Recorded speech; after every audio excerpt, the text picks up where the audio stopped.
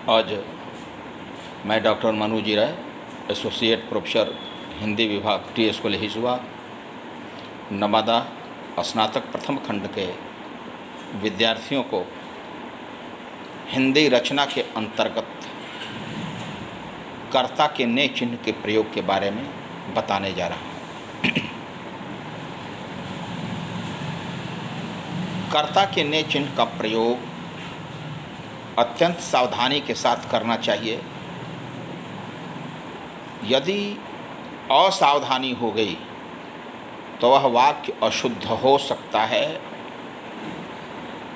और हिंदी के विद्यार्थियों के लिए वाक्य की, शब्द की शुद्धता अपेक्षित होती है। तो यह विचारणीय प्रश्न है कि कर्ता का ने चिन्ह का प्रयोग कहाँ कहाँ किया जाए।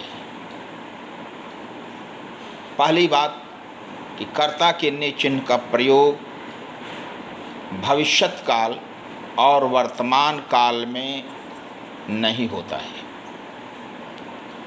किसी भी परिस्थिति में नहीं होता है। कोई अपवाद भी नहीं है कि वर्तमान काल और भविष्यत काल में कर्ता के ने चिन्ह का प्रयोग हो।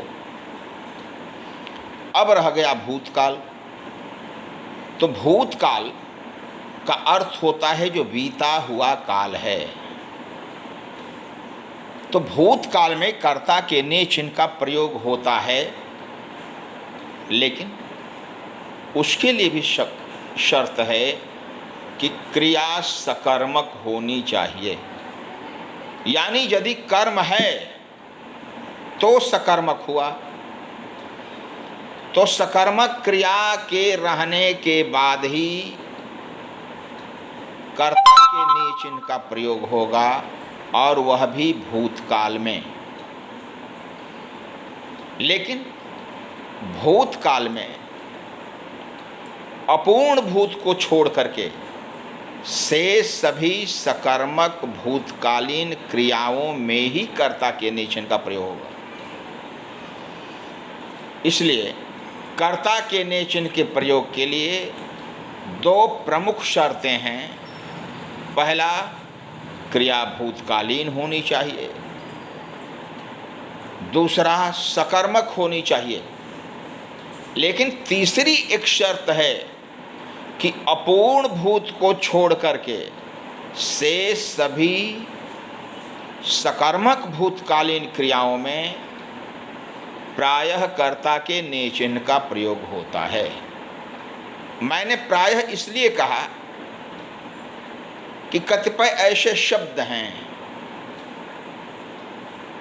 जिनके प्रयोग में कर्ता के ने चिन्ह का प्रयोग नहीं होता, भले ही भूतकालीन क्रिया हो, सकर्मक क्रिया हो और अपूर्ण भूत को छोड़ करके क्रिया हो, लेकिन वहाँ पर कर्ता के ने चिन्ह का प्रयोग नहीं होगा।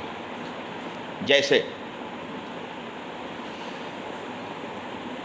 एक सूत्र है, हे आ सा सम पु। हमारे विद्यार्थी इस पर ध्यान देंगे। हे आ सा सम पु, यह सूत्र विद्यार्थी याद कर लें। हे यानी हेतु हेतु मदभूत, आ यानी आसन्न भूत, सा यानी सामान्य भूत, सम यानी संदिग्ध भूत और पू यानी पूर्णभूत। इसलिए अपूर्ण भूत को छोड़ करके से सभी सकर्मक भूतकालीन क्रियाओं में प्रायः कर्ता के ने चिन्ह का प्रयोग होता है। जैसे वह खा रहा था, वाक्य शुद्ध है, लेकिन उसने खा रहा था कहा जाएगा तो यह अशुद्ध होगा, इसलिए कि यह क्रिया जारी है, अपूर्ण है, पूर्ण नहीं हुई है, इसलिए इसमें कर्ता के ने चिन्ह का प्रयोग नहीं होगा। उसने जा रहा था, गलत है। हमने जा रहे थे, गलत है। मैंने जा रहा था, गलत है। यानी जो क्रिया जारी है, भूतकालीन है, पूर्ण नहीं हुई है, उसमें कर्ता के ने चिन्ह का प्रयोग नहीं होगा। इसलिए यदि शब्द का प्रयोग किया जाए तो खाना शब्द सकर्मक क्रिया है, तो मैंने खा लिया है, मैंने खाया होगा संदिग्ध भूत में, मैंने खाया था, मैंने खाया होगा संदिग्ध भूत में। और यदि मैंने खा लिया होता तो भूख नहीं लगती, यह हेतु हेतु मद्भूत। इसलिए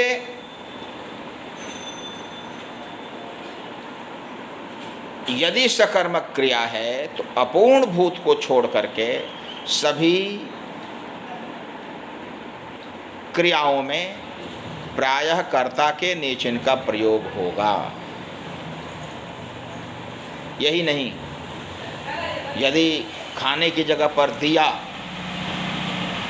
क्रिया का प्रयोग किया है तो मैंने दिया, मैंने दिया होगा, मैंने दिया था, मैंने दिया होता तो याद रहता। तो ऐसे ऐसे जहाँ पर भी शब्द आएं उन पर सावधानी बरतनी चाहिए कि कर्ता के ने चिन्ह का प्रयोग होगा कि नहीं होगा। सबसे पहली बात कि क्रिया सकर्मक है कि अकर्मक, इसका पता कैसे चलेगा? तो यदि उस क्रिया के संबंध में पूछा जाए क्या और क्या का उत्तर मिल जाए तो सकर्मक है। जैसे मैंने रोटी खाई, तो क्या खाई? तो रोटी। मैंने भात खाया, मैंने गाना गाया, तो कोई गाया है तो कोई गीत होगा, खाया है तो कोई पदार्थ होगा। लेकिन यदि कोई कहता है कि मैंने गया है, तो क्या गया है इसका उत्तर नहीं है। मैंने खाया है, मैंने दिया है, मैंने पिया है, इसका उत्तर है खाने के लिए रोटी भात जो हो, पिया है का दूध पानी चाय, दिया है रुपया पैसा इत्यादि। इसलिए यह सकर्मक है। लेकिन अकर्मक में जाना अकर्मक है। तो ऐसे अकर्मक क्रियाओं में कर्ता के ने चिन्ह का प्रयोग नहीं होगा। जब भी होगा तो सकर्मक में होगा, लेकिन वह भी प्रायः कहीं कहीं सकर्मक क्रिया के रहने के बाद भी कर्ता के ने चिन्ह का प्रयोग नहीं होता है। जैसे उसने बोला था और उसने कहा था, दो वाक्य हैं। बाहरी तौर पर यदि देखा जाए तो लगता है कि दोनों शुद्ध वाक्य हैं। बोलना और कहना दोनों सामान्य ही भाव के व्यंजक हैं, इसलिए इन दोनों को शुद्ध माना जा सकता है। लेकिन व्याकरणिक तौर पर उसने कहा था सही है, उसने बोला था अशुद्ध है। बोलना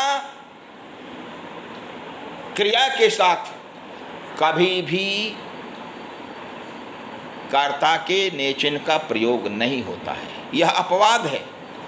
इसलिए मैंने कहा कि क्रिया सकर्मक और अपूर्ण भूत को छोड़ करके हो तो उसमें कर्ता के ने चिन्ह का प्रयोग होगा।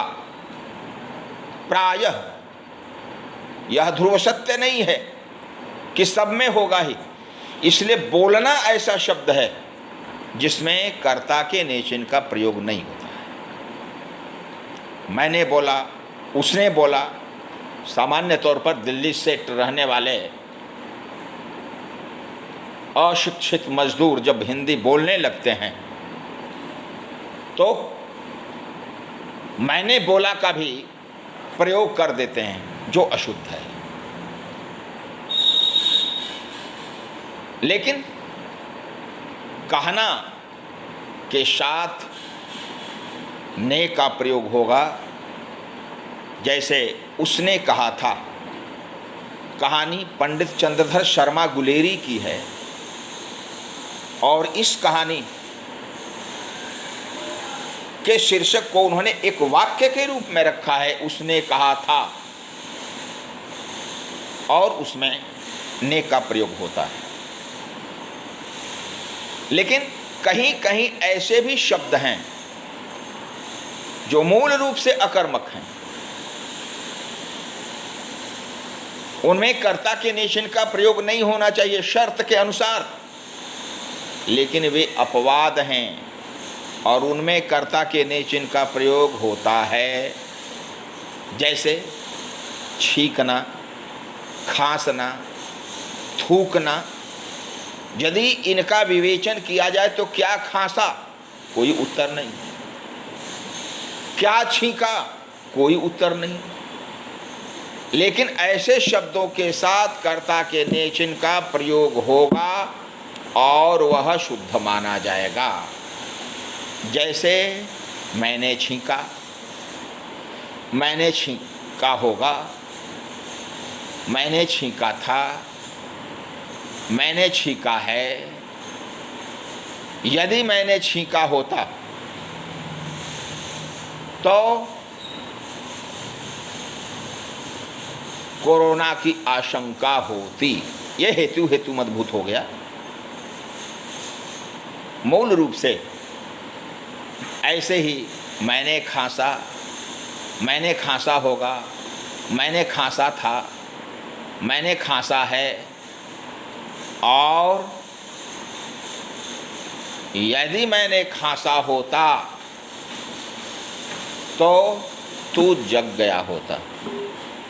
तो ऐसे ऐसे वाक्य मूल रूप से अकर्मक हैं, लेकिन उनमें भी अपवाद स्वरूप कर्ता के नेचन का प्रयोग हो रहा है। अब दूसरे स्तर पर देखा जाए, जैसा मैंने कहा कि एक सूत्र है, उस सूत्र को कंठस्थ कर लेना चाहिए। और वह सूत्र क्या है? हे आ सा सम पु। यानी इनमें कर्ता के नेचन का प्रयोग होगा। यदि क्रिया सकर्मक होगी तो प्रायः, मैं प्रायः इसलिए कह रहा हूं कि कुछ विपरीत परिस्थितियों में कर्ता के नेचन का प्रयोग नहीं होता है। भले ही क्रिया सकर्मक हो, जैसे बोलना, तो हे आ सा संपो, इसका विग्रह किया जाए, विस्तार किया जाए तो हे यानी हेतु मदभूत, आ यानी आसन्न भूत, सा यानी सामान्य भूत, सम यानी संदिग्ध भूत, पू यानी पूर्णभूत। इसलिए अपूर्ण भूत को छोड़ करके से सभी सकर्मक भूतकालीन क्रियाओं में प्रायः कर्ता के नेचन का प्रयोग होता है। इसलिए यह स्पष्ट हो जाता है कि दो प्रमुख कालों में, यानी भविष्यत काल और वर्तमान काल में, कभी भी कर्ता के नेचन का प्रयोग नहीं होता है। क्रिया वहाँ पर सकर्मक रहे या अकर्मक, कोई अंतर नहीं पड़ता है।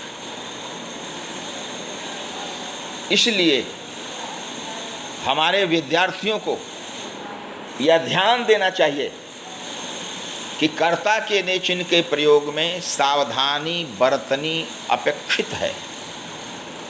यदि सावधानी नहीं रहेगी तो वाक्य अशुद्ध हो सकता है। इसलिए कर्ता के ने चिन्ह के प्रयोग के लिए अपेक्षित है सावधानी बरती जाए। और तीन मुख्य रूप से शर्तें याद करनी चाहिए। पहली शर्त कि कर्ता के ने चिन्ह का प्रयोग तभी होगा जब क्रिया सकर्मक हो।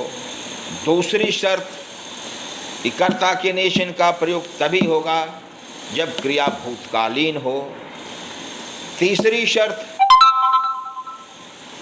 कि कर्ता के ने चिन्ह का प्रयोग तभी मान्य होगा जब क्रिया सकर्मक भूतकालीन हो, लेकिन अपूर्ण भूत को छोड़कर हो। अपूर्ण भूत में भूल करके भी कर्ता के ने चिन्ह का प्रयोग नहीं करें। मैंने जा रहा था, तुमने जा रहा था, उन लोगों ने जा रहे थे, ऐसे वाक्य अशुद्ध होते हैं, इनसे बचना चाहिए। अब कतिपय विद्यार्थियों को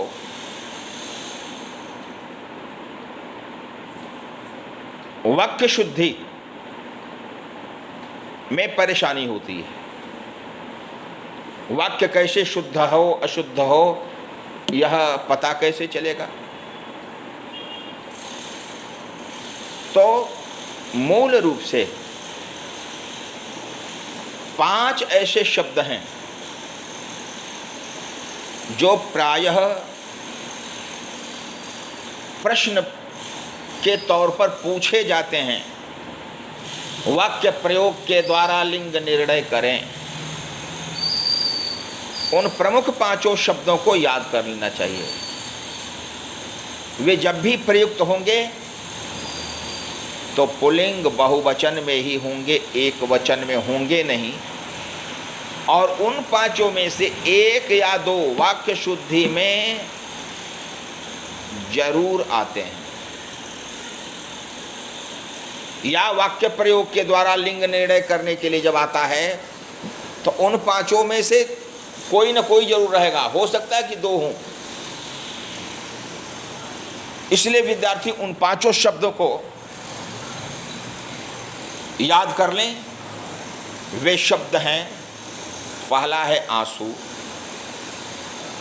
दूसरा है दर्शन, तीसरा है प्राण, चौथा है अक्षत और 5वां है होश।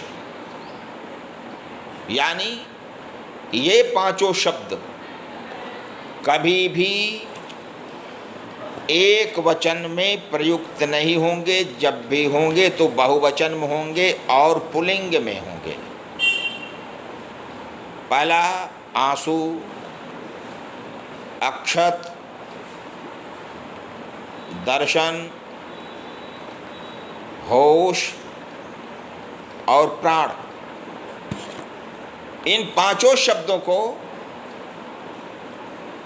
जब भी विद्यार्थी प्रयोग में लाएं तो बहुवचन में लाएं और पुल्लिंग में लाएं। ये एक वचन में कभी प्रयुक्त होते ही नहीं हैं। और विद्यार्थियों के सामने जो प्रश्न होता है वाक्य प्रयोग के द्वारा लिंग निर्णय करें तो कर देते हैं आंसू बह गया, भगवान का दर्शन हुआ, होश उड़ गया, अक्षत उजला है, प्राण निकल गया। ये अशुद्ध है। इसलिए शुद्ध तौर पर यदि देखा जाए तो मेरे आंसू बह गए। सबसे बड़ी बात कि जहाँ पर लिंग निर्णय हो या वाक्य प्रयोग का प्रश्न हो, हमारे विद्यार्थी 1 2 3 को याद रखें। 1 2 3 यानी 3 से अधिक शब्द का प्रयोग ही नहीं करें। यदि प्रयोग करेंगे तो ह्रस्व दीर्घ में लिंग निर्णय में असुविधा हो जाएगी और वह वाक्य अशुद्ध हो जाएगा। 1 2 3 याद रखिए, ब्रह्मा विष्णु महेश याद रखिए। ब्रह्मा विष्णु महेश मैं भक्ति की दृष्टि से नहीं कर रहा हूं, याददाश्त के लिए कर रहा हूं। प्रथम श्रेणी, द्वितीय श्रेणी, तृतीय श्रेणी, जैसे हो 3 को याद रखना है। तो कर्ता, कर्म और क्रिया, बस 3 का ही प्रयोग करें और किसी शब्द को जोड़ने की आवश्यकता नहीं। 3 शब्द से अधिक शब्द नहीं हो। जैसे शब्द है आंसू, हम जान रहे हैं कि आंसू पुल्लिंग बहुवचन है, इसका प्रयोग भी होना चाहिए पुल्लिंग बहुवचन में, लेकिन 3 से अधिक शब्द यदि रहेंगे तो ह्रस्व दीर्घ या लिंग निर्णय में दिक्कत हो सकती है। तो आंसू शब्द का प्रयोग किया जाए तो आंसू बह गए, मात्र 3 शब्द हैं। आंसू बह गए, प्राण निकल गए, होश उड़ गए, आपके दर्शन हुए, गुरु के दर्शन हुए, और अक्षत छीटे गए, अक्षत उजले हैं।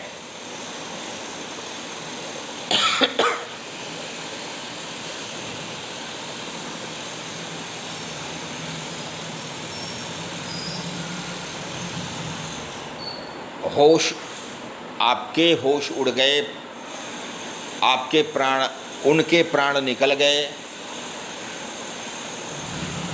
मेरे आंसू बह गए, अक्षत उजले हैं या अक्षत छीटे गए। तो इन 5 शब्दों में एक ध्यान देने की बात है कि 5 पुल्लिंग हैं। दूसरा स्मरण करना चाहिए कि 5 बहुवचन में ही प्रयुक्त होंगे, कभी भी एक वचन में नहीं होगा।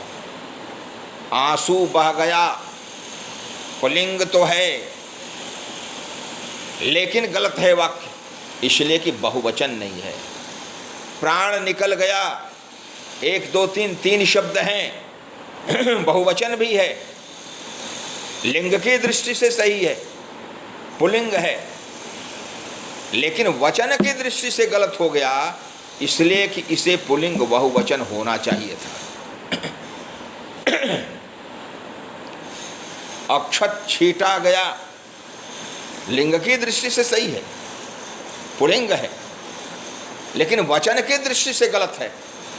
अक्षत छीटे गए शुद्ध होगा, प्राण निकल गए शुद्ध होगा, गुरु के दर्शन हुए शुद्ध होगा। कभी भी एक वचन में इसका प्रयोग नहीं होना चाहिए।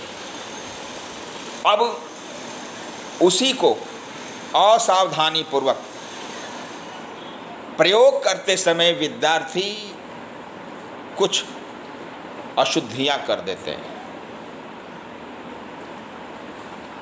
पक्षी के प्राण पखेरु उड़ गए, लंबा वाक्य है। पिताजी के माँ के मरने के बाद आंसू बह गए। अब इतने लंबे वाक्य में कहाँ ह्रस्व होगा, कहाँ दीर्घ होगा, इसका ध्यान करना मुश्किल है। इसलिए प्रयत्न लाघव करना है चाहिए, कम प्रयास में अधिक अंक मिल जाए, इसलिए कि जो लंबे प्रश्न हैं उनके लिए समय मिलना चाहिए।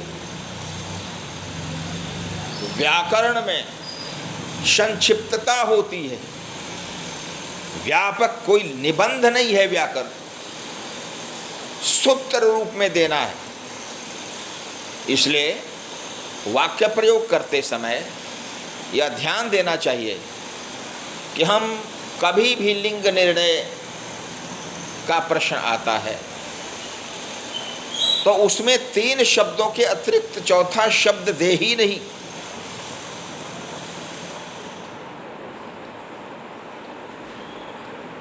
आज का दही एकदम खट्टा है, इतना लिखने की क्या जरूरत है? अरे दही खट्टा है। वैसे ही मैंने जो 5 शब्दों को बताया, और विभिन्न परीक्षाओं में इन 5 से कोई न कोई जरूर पूछा जाता है। आंसू आ गया शब्द, तो उनके आंसू बहे, उनके आंसू गिरे, गुरु के दर्शन हुए, उनके प्राण निकले, अक्षत उजले हैं, होश उड़ गए, प्राण निकल गए। ऐसे ऐसे वाक्यों के प्रयोग के द्वारा हम पूर्णतः सुधार सकते हैं अपने व्याकरण को, और यह व्याकरण की शुद्धि हमें अधिकतम अंक दिला सकती है। इसलिए इन 5 शब्दों को हमारे विद्यार्थी जरूर याद रखें। अब व्याकरण में तीसरा तथ्य है जिसके बारे में थोड़ा जानना आवश्यक है। उपसर्ग और प्रत्यय जो शब्द के आरंभ में लग करके उसके अर्थ का विस्तार कर दे, संकोच कर दे, परिवर्तन कर दे, परिवर्धन कर दे, वह उपसर्ग है। जो शब्द के अंत में लग करके उसके अर्थ को परिवर्तित कर दे, परिवर्धित कर दे, परिमार्जित कर दे, विस्तृत कर दे, संकुचित कर दे, वह प्रत्यय है। अब उपसर्ग में लिया जाए, एक शब्द है हार। हार में जितने उपसर्ग जोड़े जाएंगे उसके अर्थ बदल जाएंगे। हार के पहले आ जोड़ दिया तो आहार यानी भोजन, सम जोड़ दिया संहार यानी विनाश, प्र जोड़ दिया तो प्रहार यानी मार, विहार यानी विचरण, संहार यानी विनाश।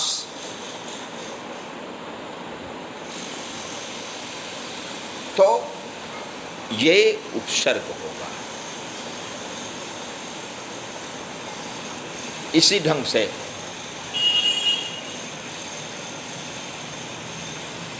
कुछ शब्द ऐसे हैं जिनके अंत में प्रत्यय जुड़ता है।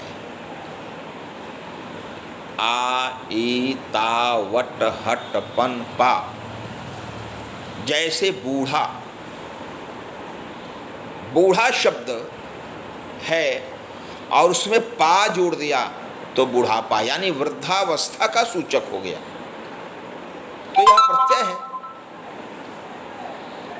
मीठा शब्द है, और उसमें आई जुड़ गया तो मिठाई हो गया। मधुर शब्द है, मधुर में ता जुड़ गया तो मधुरता हो गया। वट प्रत्यय है तो लिखावट, सजावट, बनावट, ये सब में वो प्रयुक्त होता है।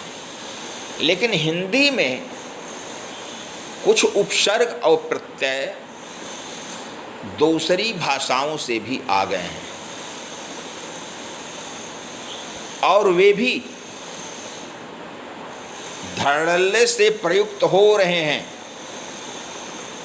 जैसे ला, खुश, बे, बद, ये सभी अरबी फारसी के उपसर्ग हैं। जहां अरबी फारसी के शब्द आएंगे उनके पहले ये उपसर्ग लग करके उनके अर्थ को परिवर्तित कर देंगे, परिवर्धित कर देंगे। जैसे नसीब शब्द है, नसीब का अर्थ होता है भाग्य, और उस नसीब के पहले बद लग जाए तो दुर्भाग्य हुआ। बद का अर्थ होता है बुरा, तो बदनसीब हो गया यानी बुरा भाग्य, दुर्भाग्य। और उसी नसीब के पहले खुश लग गया तो खुशनसीब हो गया यानी सौभाग्य। इसी ढंग से ला है, ला इलाज, इलाज में ला जुड़ गया तो ला इलाज हो गया। परवाह में ला जुड़ गया तो लापरवाह, जवाब में ला जुड़ गया तो लाजवाब। यानी अंग्रेजी का अन या नन जो है, या हिंदी का अ है या ना है, वह अरबी फारसी में इसी रूप में प्रयुक्त होता है, ला के रूप में। ला इलाज, लापरवाह, लाजवाब। ऐसे ही बद है, बद शक्ल, बदनाम, बद जुबान।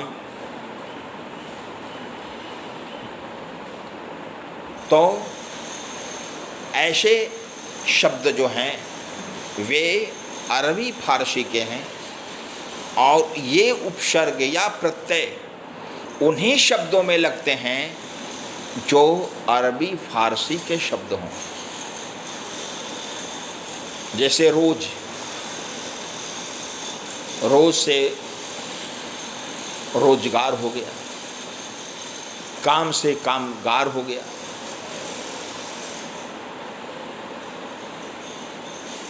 नेमदार हो गया, दार शब्द, खुशबूदार हो गया।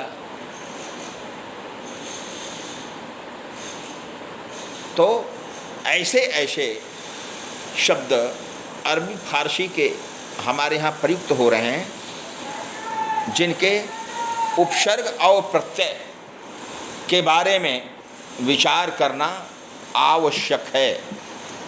कहीं कहीं हम लोग असावधानी बस कुछ शब्दों के प्रयोग के क्रम में असावधानी बरत देते हैं, और उन शब्दों का प्रयोग क्या है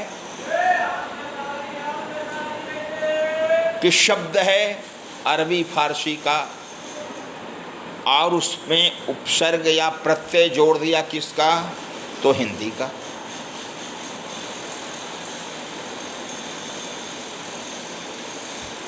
जैसे हम लोग कहते हैं मास्टर साहब, अरे मास्टर अंग्रेजी है, आंग्ल भाषा का है, उसमें साहब किसे आएगा? साहब का प्रयोग करना है तो इमाम साहब, ये ठीक है।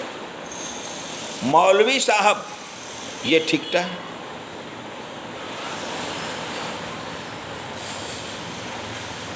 इसलिए ऐसे प्रयोगों से बचना चाहिए। कुछ शब्द ऐसे हैं जिनका उच्चारण करते समय हम असावधानी बरत देते हैं, जैसे बेफजूल या बेफिजूल कहते हैं। बेफिजूल शब्द नहीं है, फिजूल है, और कभी भी बेफिजूल का प्रयोग नहीं करना चाहिए। हमारे कतिपय विद्यार्थी असावधानी बस इसके बावजूद भी वाक्य लिख देते हैं, खाने के बावजूद भी वह कमज़ोर हो रहा है, पर्याप्त भोजन के बावजूद भी वह कमज़ोर हो रहा है। ये गलत है। बावजूद के बाद कभी भी का प्रयोग नहीं होगा, वह अशुद्ध है। हिंदी में लिखते हैं इसके उपरांत भी, तब वह सही है। लेकिन हिंदी का अनुकरण करके उस भी का प्रयोग कर देते हैं अरबी फारसी के शब्द के साथ, तो यह अशुद्धि होगी। इसलिए हमारे विद्यार्थी वहाँ पर सावधानी बरतें। कभी भी बावजूद के बाद भी का प्रयोग नहीं करें, यह ध्रुव सत्य मान लें। और व्याकरणिक दृष्टि से यह उचित नहीं है। इसलिए यथासंभव जब भी ऐसे प्रश्न आएं, आपको इनसे बचना चाहिए। नहीं बचेंगे, वाक्य अशुद्ध होगा और आपको कम अंक ही मिल पाएंगे। अब जैसे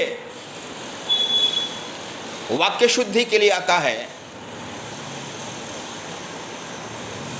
कि उनकी सौभाग्यवती पुत्री का विवाह होने वाला है।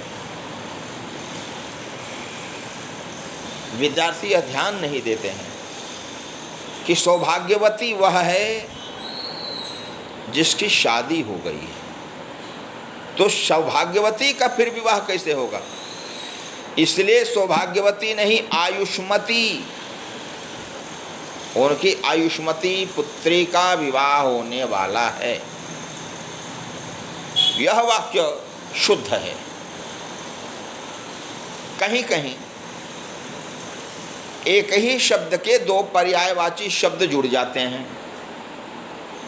और वाक्य अशुद्ध हो जाता है। जैसे एक प्रचलित शब्द वाक्य है, शब्द केवल संकेत मात्र है। शब्द केवल और मात्र, मात्र और केवल के एक ही अर्थ है, यानी सिर्फ मात्र का भी वही अर्थ है और केवल का भी वही अर्थ है। तो मात्र और केवल दोनों नहीं रहें, एक को हटा दीजिए। शब्द संकेत मात्र है या शब्द केवल संकेत है। मात्र को हटाइए या केवल को हटाइए।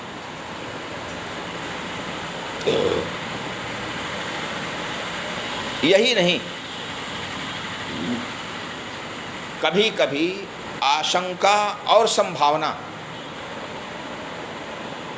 के अर्थ नहीं जानने के चलते वाक्य अशुद्ध हो जाते हैं।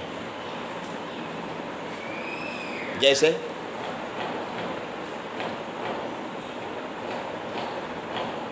संभावना शुभ अर्थ में प्रयुक्त होती है। जहां शुभ होने वाला है वहां पर संभावना, और जहाँ अशुभ होने वाला है वहाँ पर आशंका, जैसे बाढ़ आने की आशंका है,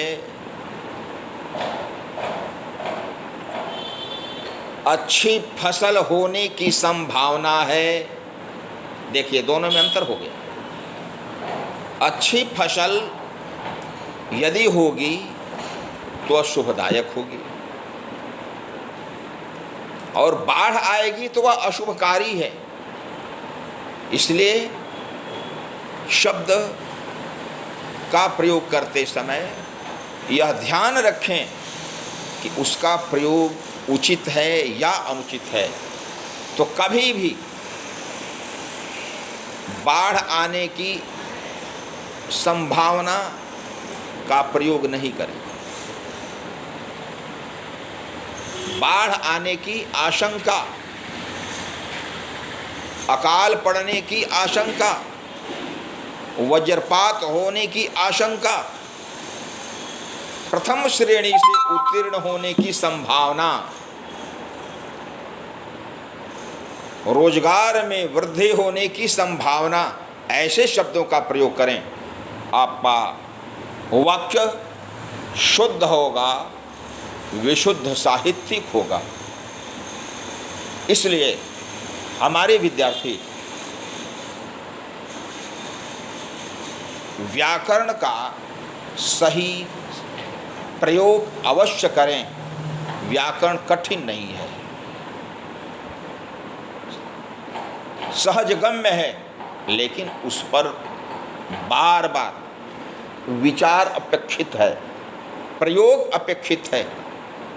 कोई गर्भ से शुद्ध वाक्य, शुद्ध शब्द नहीं सीखता है, सब जन्म लेने के बाद ही सीखते हैं। इसलिए हिंदी को बोझिल और क्लिष्ट नहीं माना जाए। हिंदी आसान है, समझदारी की आवश्यकता है, सावधानी की आवश्यकता है। इसलिए शुद्ध वाक्य के प्रयोग के लिए सतर्कता आवश्यक है। हमारे विद्यार्थी अभी लॉकडाउन के चलते सीमित छूट मिली हुई है। इस कारण महाविद्यालय में ऑफलाइन अध्यापन नहीं चल रहा है, ऑनलाइन ही चल रहा है। इसलिए आप यहाँ पर YouTube पर खोज करके हम लोगों के व्याख्यान का श्रवण करें, उससे लाभ होगा। धन्यवाद।